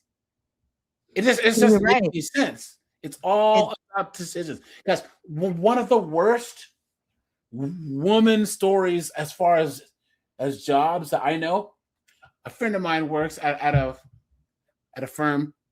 He's not a lawyer, but he does stuff at a law firm, and he makes like a lot of money. I'm talking like high six figures. So he worked with a girl who worked in his same area at his old job, had the same PhD, had the same type of experience. He got her an interview at his job. He said, look, ask for $185,000 and they'll give it to you. She interviewed, and when time to ask for salary came, guys, what do you think she did? Anyone? Ask for less. Thank you very much. Yep. So she started out at like 165. When he told her they'll hire you at 185,000. Yeah, she had a hoe self-esteem. Look at this guy. What's going on here? No, but like in 3 years, my friend, he was making half $500,000 a year. This girl quit the firm after 1 year and went back to her old job making $120,000 a year. So if you look at on paper, they'll be like, oh, well, he's getting paid more because he's a cisgender hetero white guy. No, He gave her the keys to the kingdom to make high six figures, and she completely screwed herself over. What are you supposed to do about that? You can't do anything. So studying more and getting the job done. And I honestly don't see girls staying up until late at their office and working that often. No, it's usually the boys staying there. Why? I don't know. So that's what I want to say. I think the whole lecture should be removed, and I think it's just bullshit. Okay. That's beautiful. And then she just sits there. You see them like, shit, do we clap or Yeah. what do we do? You know? Everyone's clapping though. Just 1 second. What do I? Okay. Okay, everyone has its own opinion. I just want to say one thing, make one thing clear. The whole idea of this presentation is not the sentence, we should recruit more girls. No, we know there is a meritocracy system, and each company should recruit the best program there. The whole idea of this kind of projects and communities is just to spread the word that, hey, there is a project where you can really come, and if you want to really learn, you can learn. Then it's not our responsibility how people may want to just make use of what is offered. We just want to make sure that there is people who are making a career here. They are overcoming. She's saying nothing. Yeah, so basically these are these nonprofits, guys. This is what they're doing. This is all they're good for. Yep. And they probably get government money $80K to go around. Yep. Yeah, and spout. They just trying to run to the bank. Yeah. Yep. Yep. The time of my manufacturing nightmare that cost me $10,000. God, leave it to a 304 to ruin an English accent. Actually, the business failed, governor, and now I'm on the OnlyFans, governor. Oh man. Time of my manufacturing nightmare that cost me $10,000. So for those who don't know, before I started Arnie, I had a dog accessory brand, sorry. So A dog accessory brand? Oh my god. A dog Yeah. accessory brand. She called it doggy style. Oh! leashes, harnesses, all that kind of stuff for dogs. And like anyone in business, you know, you go in so blindly. My first time ever dealing with manufacturers, logistics, and all that kind of stuff. So quality control, MOQ, just basic communication was all new to me. And I kind of just gave them the benefit of the doubt. So I'm not going to be too hard on myself for that because I honestly didn't. How much you want to bet there was guys in her life that were trying to help her, but they're like, "Oh, you're mansplaining. You're mansplaining." You know what I'm saying? You're mansplaining to me. Going further into it more, I got my sample. Everything was great. Happy with it. And then I ordered my bulk. Now the MOQ of this was ridiculous. It was like I think $300. 300 pieces of color. I got 3 colors, so I had about 9. I ordered about 900 harnesses. Just keep that in mind. And I thought everything was great. It was like really too good to be true at the start. And then she said, okay, these 900 will be done in about 4 weeks time. And I got air shipment as well, just so they can come quicker. I was like, beautiful, great. Started posting, started advertising for it. I even put up a pre-orders list for it. Got about 100 at the time, which seemed really big for me, and I was really, really excited. And that's when it all went to shit. I swear to God, every time I'd follow up for an update on the order, she would either ghost me or just like not tell me the truth. She'd be like, okay, yeah, I'll have an answer tomorrow. And then I'll follow up, and then the same Hear thing, that? another 5 days, another 6 days. She tried to go through a That woman went on for so long that manufacturer it or actually something. took 3 months for them to finish my bulk. I had to email all of these people that bought saying, hi, this is the update. Got a big delay. Do you want a refund? Are you happy to wait? Luckily, everyone was really nice about it, and some people just wanted to wait, which was great. It took my stress down a lot. But that's not even the bad part. The bad part is she ghosted me every time I asked for an update, and then just said 7 days, 7 days. I need 7 days. And Lord knows she'd try and find another option. You know what I'm saying? No. Oh no. Here you go. I failed at every business I've ever started, and somehow that's the best thing that could have happened. From a young age, I was surrounded by hustle culture and entrepreneurship. My grandmother came from the Bahamas to Miami and managed to own a 99-cent store, a convenience store. I think that's copyright music, guys. Sorry. Hold on. So now y'all know that I This is the one chick who was trying to do, what's the thing called? Where you buy a car and then you rent the car business? It's an app. I know what you're talking about. People Yeah. can rent your cars. Yeah. entrepreneurship. And by the way, thanks so much for your positive, kind words. I really needed that. But now I want to tell you how I failed. And the stuff that I'm about to say, it can apply to any business. So it's not just for the rental car business. But I'm just going to talk about my experience with the rental car business. So number one, be careful who you work with. That was one of my biggest downfalls, is working with people who I thought were genuine, and the whole time they just wanted to either drive my cars or steal my money. Really vet out the people you're about to work with, because they're going to see some of your financials and they're going to know a lot of your business and what's going on. And a lot of times they're not really here to help you. They just want to take from you. So lesson learned. Number two, you own a business. Treat it like a business. You don't need to try to help everyone. Help when you can. But one mistake. And that's why men are better at business, because we don't have this kumbaya. I have to bleeding heart help everyone. This is business, guys. If there's one thing that my dad told me, one saying, it's just business. How many times, guys, have you guys been with a chick and she hates her job, she's not getting paid enough, but she won't leave because she feels like she's obligated to stay? Us guys, we'll leave. If your boss asks why, it's just business. Yeah. That's it. It's Yeah. just business. Yeah. And I do you know want a to girl- know? What's that? Do you want to know what her dad said to her? What's that? Not a goddamn thing. He wasn't around. Oh! Look at this guy. I made was always trying to win. I can't stand this dude.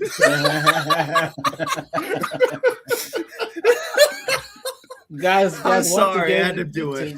Take a second. He does it to me every time. I'm Go still to back Red Talk listening all Anna's channel. intentfully. Guys, drop her a sub. And guys, go to Snowboard's channel and Omni's channel also. Thank you. And give them some subs. Anna, are you gonna? I know you said that you go on TikTok sometimes and jump on Chicks Live. If you should live stream that, that would be hilarious. Because you're a black woman saying this. I won't, because they be playing music over there sometimes. Oh yeah, they do. Yeah. Hanging out, waiting for people. Yeah. TikTok is once, but did you see TikTokers are getting cooked because TikTok's not paying anymore? Not at all. Yeah, they're getting cooked. That's why, if you ever want to start any social media, YouTube's the best way to do it, guys. It's the most consistent. It's the easiest to actually stay monetized on. You can do TikTok and Instagram fine, but you have to. I would say that YouTube's the safest bet. And once you figure out a formula, like I have, because we say all types of crazy stuff over here, and I stay monetized. You know what I'm saying? So guys, it's not that difficult. It really isn't. So. That's right. You know, AJ, I'll be going over to TikTok on her lives, and they'll see my name. They'll start playing music. But here's the thing, though, they can't argue with you because what do they always say? These wokey wokes and these feminists, right? They always say you're white and you're a man. Well, you're black and you're a woman. Oops. Now they have to actually argue. You know what I'm saying? Now they have to argue, and they don't know how to argue. All they know how to do is mute people, and insult and people. cuss. Yeah, mute, cuss, and insult. So it's a joke, man. It really is. I've been on TikTok a couple times, but oftentimes Let's talk about a perfectly good point, and they'll just move right past it, and you're going, hold on. Did you hear what I just said? And they don't want to get cooked so bad that they just move past your point or act like, well, Anna, why are you yelling? Why are you being so aggressive? It's like she's just owning you in this argument. You know what I'm saying? They have to try and pivot so that they don't look bad. So, but my first That's what they do failed all the business. time. As a lot of you probably know who've been following my journey, I was in the midst of starting a clothing company with a few other people. Clothing. What do we see? A dog accessory business. Nothing that's actually worth a damn. More You understand? retail. Retail, exactly. People. We started it about last August, and so I was working on it for the past 6 months, and I left about a few weeks before the initial drop. It was me and one other person who was working on it, along with some influencers that we had on the team, which were great. I did not have to put up any money for the business, which is great when, you know, you're working on something. Whoa, wait a second. Hold on. She didn't have to put up any money, and the business still failed. It still failed. How? What a joke. New, and my job was pretty much just to run the business, and I had someone else helping me and leading me, my partner. I worked with this person on previous projects, so I thought there was a lot of trust that was built up. Turns out that was not the case. Thank God that I didn't sign any paperwork. My lawyer was looking over it, and I didn't align with the contract at all. I couldn't sign it, and that was like one of the reasons. At this point, I already did all the work. All the stuff was done for drop one. I already, had the photo shoot. We had all the photos back. I had the logo. We were working the website. I designed every piece of clothing. And at the end of the day, I just didn't trust the person I was going into business with at all. So without trust, it's like, what is there left? A lot of money issues, a lot of lies. And thank God I just haven't signed these papers yet. So I was like, you know what? I'm done. They still carried out the business, which is fine. I want it to do good. I still love the brand. I helped build it. So if you guys know what I'm talking about, I know a lot of you DM me saying, oh, you bought stuff from the drop. And I can't tell you how much I appreciate that. I do not get anything from that, but I do wish, all the influencers who are working on this project and represent the company all the best. And I hope it works out amazing for them. And yeah, I still love the brand. I just couldn't commit and give all my energy and be involved in that circle anymore, which is fine. It was a lesson learned. At the end of the day, I'm so grateful that guys, this is the story that I covered too, right here. This is like an hour long, but guys, this article, this is the chick that started a woman's only business and it failed. Okay. This article is what I think it's the Telegram, maybe, right? But guys, her whole business just went to complete crap, all because these chicks were just at each other's throats 24/7, man. I'll find the article and drop it in the Discord. But yeah, it's an absolute. Sorry, yeah. I didn't even go over here. Sorry. So this is it right here. So the producer launched a women's only TV company. She thought that she'd kiss conflict goodbye. Nope. The moment that thing started, she said people stopped showing up to work. They were calling in sick more. There was cat fights. It was, I'm gonna kill your bitch ass bitch. I'm gonna kill you, you fucking whore. It's like, wait a minute, just get your job done. You know what I mean? Right? She would call meetings, and then the one thing that would unite the women is they would unite it against her. So she called a company meeting, and all of a sudden it's, I'll hope you die, bitch. You know what I'm saying? Like, what is going on? Why? Guys, there's. Another thing too is they want the title of being the business owner, but they want the push button business like drop shipping or the restaurant. They want just like an existing restaurant and just change the name on it and just sit there having drinks with their friends and stuff and not actually you're the business owner. You got to go in and clean toilets. You got to do like every single aspect of that business. You have to. Yeah. If you don't do any of that, you have no authority. No one will respect you within the industry because you haven't done it. Yeah, and if someone quits, guess what? You got to do. You're doing it now. Your job. Yeah. Yeah. You gotta do the job. So they want the title, but not really to do a lot of it, because having your own business is often not glamorous. It actually sucks most of the time. Here it is. Hold on, guys. All these pop-ups, but go away. So look, this. So she said that she was a TV producer. Working in TV is notoriously hard for women. Please. The lie detector determined that was a lie. So she said that she wanted to start her own business, right? I decided to create the first all-female production company where smart, intelligent, career-oriented women could work harmoniously, free from the bravado of the opposite sex. Please. In hindsight, I should have learned the lessons of my past at my mixed secondary school. I was bullied by a gang of nasty name-calling girls, so I knew only too well how nasty groups of women could be. So look, I left my job. I remortgaged my house, freeing up 100,000 pounds. 100,000 pounds. And I began paying myself 700 pounds a month to set up this utopian business.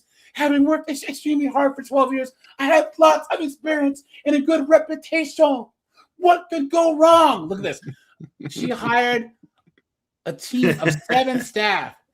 While the women this interview claimed to be enthused by the idea, they still insisted on high salaries. They're working for a startup trying to get a lot of money. Why? Yep. I thought that at the time they're professionals, and I know that most of them were talented and conscientious because I worked with them before. Uh-oh, she hired her friends. Oh no! Oh no! Oh no! But within a week, 5 days, developed those who worked together before and those who were producing new ideas. So within 1 week, guys. Within 1 week, guys. I'ma kill your bitch ass, bitch. You know what I'm saying? Look at that. You can smell a sucker. On social media, like that's so emotional. Like you don't. Social media is not your diary, and a lot of women do this. Whether they have businesses or influencers, when they get mad at you, you're gonna have a post about you. That's true. And guys, how many videos have I done? These chicks getting fired for putting stuff on TikTok, or on Facebook. And just say, well, they need to understand that we're going to be on social media. It's like, they don't have to understand anything. Because this is the crazy thing about it. To all you young guys out there, I need you to understand, okay? And I joke around a lot, but I'm being dead ass, okay? The employer-employee relationship. You are trying to get as much money out of your for the least amount of work, and they're trying to get the most work out of you for the least amount of pay. That's the employer-employee relationship. There's no kumbaya. There's no, all this other stuff. They're trying to get your labor, and you're trying to get their money. That's how it works. It's war. That's how it is. You know what I mean? Yep. Even though we all went to the pub after work, strict divisions remain made clear according to who sat where around the table. Fashion was a divider.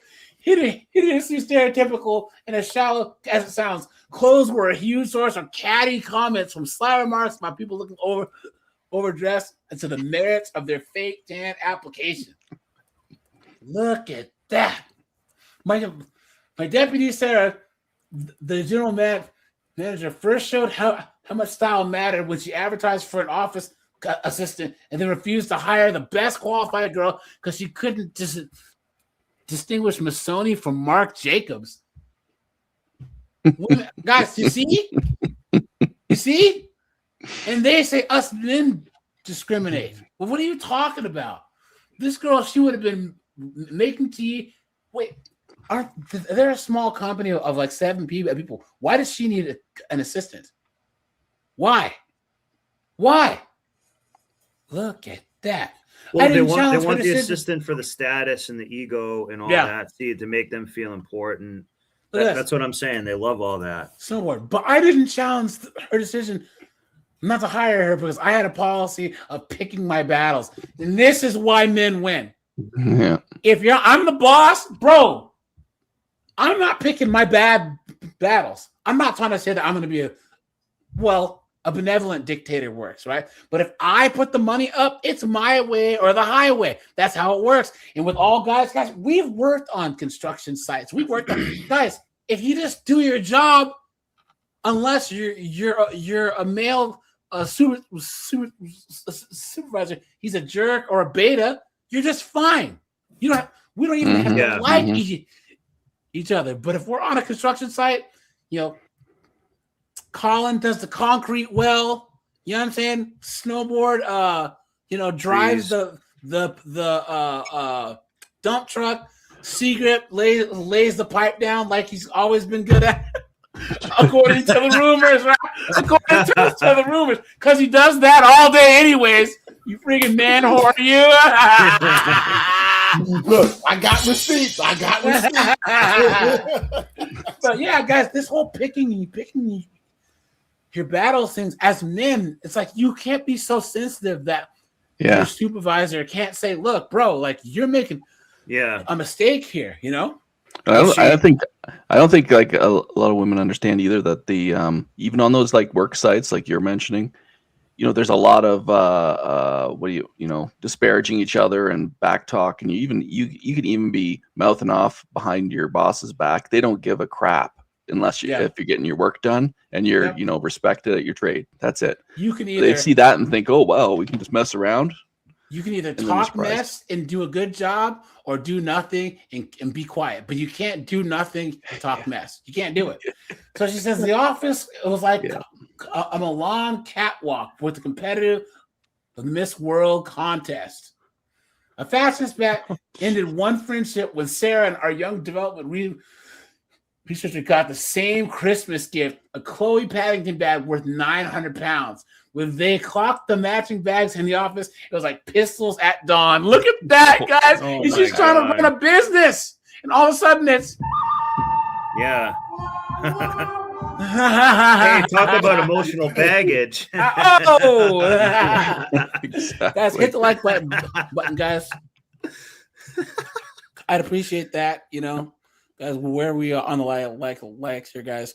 And I will try to be live tomorrow at 5, guys. Once again, I'll be on vacation this week. Hold on, where am I at? We are at 82 likes, guys. Let's try and get 100 likes, guys. So, another time, 2 members of staff bought the same jeans. One said they'll look better on me because I'm a size 8 and she's a size 10. Uh-oh, look at that. They have this false ideology that everybody hates them or they're jealous of them. Yeah, that's this narcissistic, like self illusion. It really is. Women, it really is. Here's the thing, guys. None of us are special. None of us are at all. That's just the thing. And so I have an older sister. And she's completely cooked. She's 48. She's never been in a serious relationship. Single mom, just cooked, right? And she has always grown up thinking the world is out to get her. I'm like, you're not important. And they honestly do. It's almost like they have like invisible secret service around them at all times. Like I always say, they want all the results, but they don't want to they don't want no follow through. And they want leadership, but they don't want to follow nobody to learn. They don't.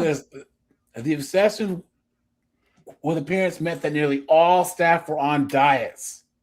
And if the owner bought a tuna mayonnaise baguette, they were all saying she was a pig.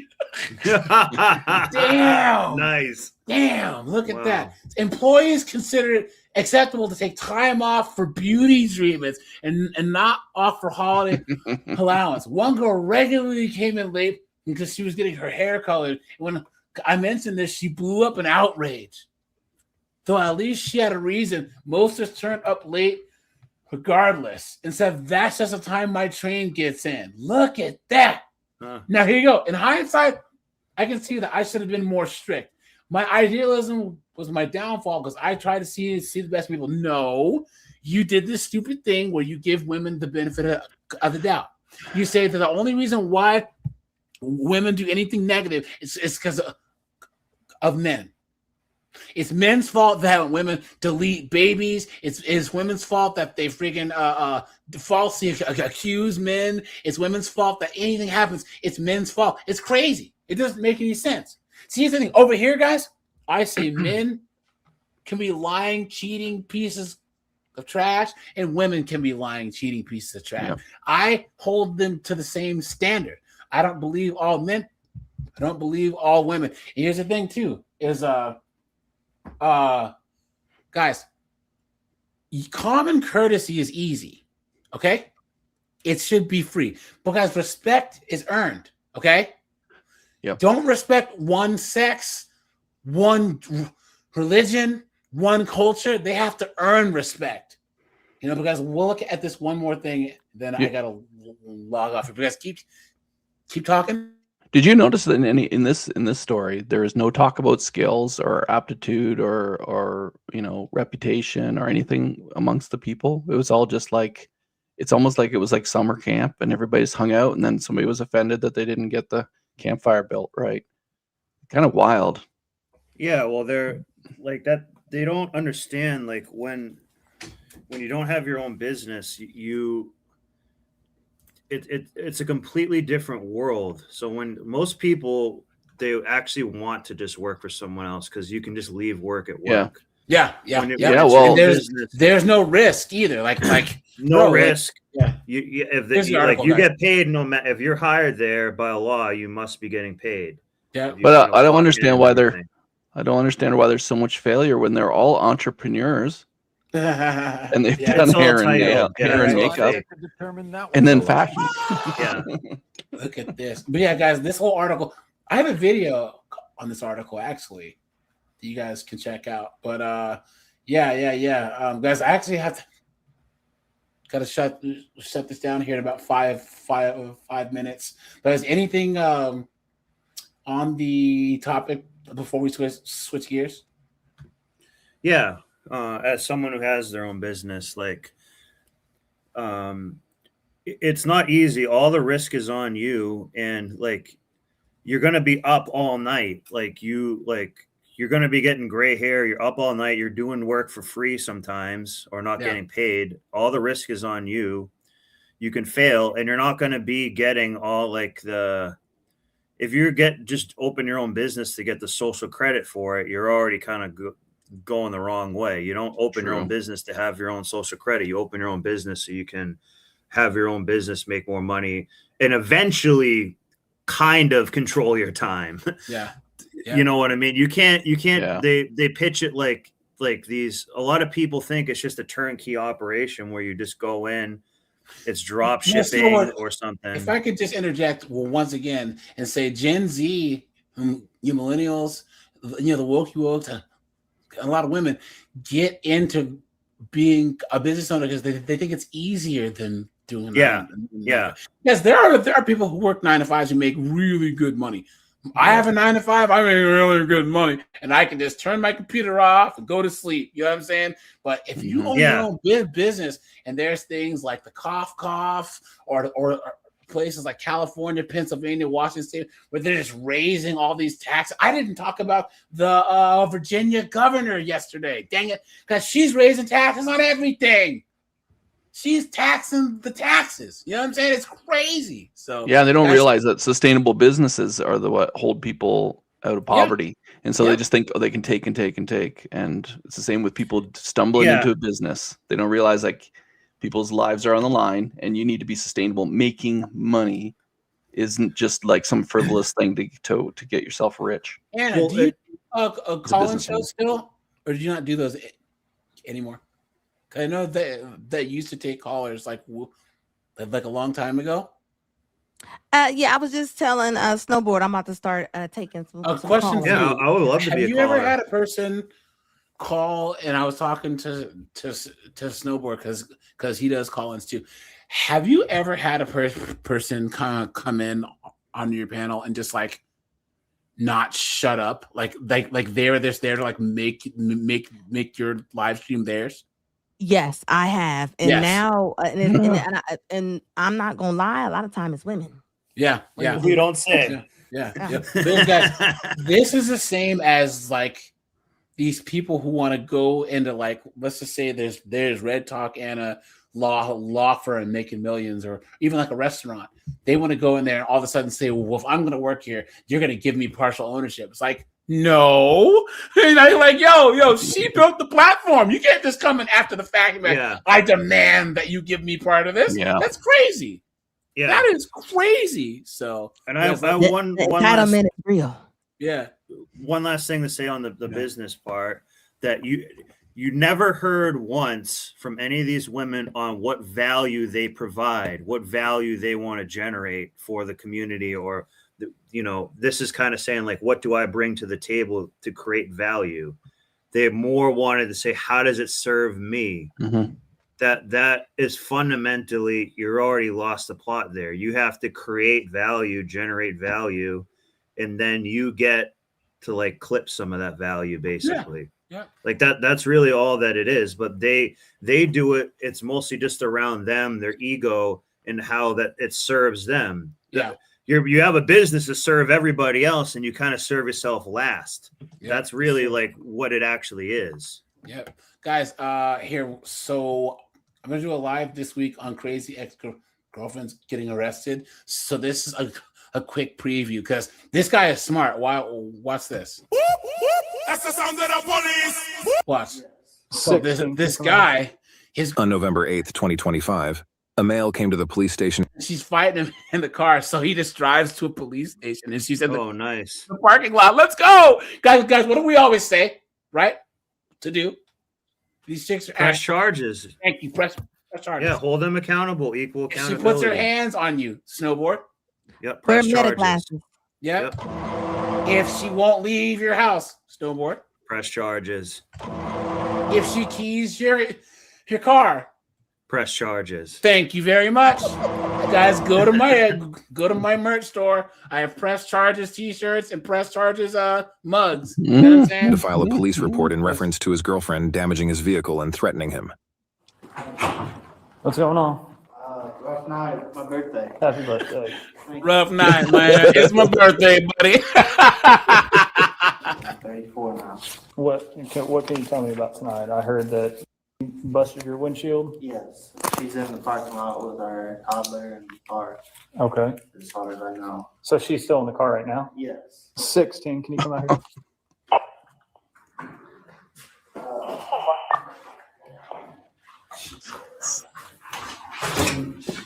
She makes her on the tip of the knife. Oh! She used the tip of a knife. You guys see that? She was stabbing his windshield. Wow. So suspect still might be in the vehicle. I'm just going to make sure she doesn't. All right. Okay, I'm so confused. So the car ran until and there's a ponytail patrol. Oh. I'm going to be there till 3 o'clock. So she'll be back. 3 to 6 o'clock. Okay. Let's skip ahead, guys. We'll watch this whole thing later on this week. But this is this dunderhead right here, guys. Look at this. You guys can go back inside. I'll talk to her real fast. You see how the ponytail patrol doesn't have to do anything? Yep. You see that? Yeah. Well, I think the male cop knows that she's not going to be as objective in like interviewing her. You know what I mean? She's obviously going to be in it like, I didn't do anything, sir. I don't even know what he's talking about. He's gaslighting you. But these 304s hate female cops, though. How many times have you seen the moment that a ponytail patrol lays hands on them? They can't stand it. Yeah. I won't make you get out if that window rolls down. Does the window roll down at all? Do what? No? Okay. What happened tonight?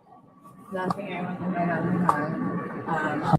The lie detector determined that was a lie. Is she drunk? I'm not good. Okay, and it broke the windshield. Okay, what's he saying about a knife? well, I was scared to get in the car, honestly. So I had my grandma said here, and I have my little pocket knife with me. I figured out the door.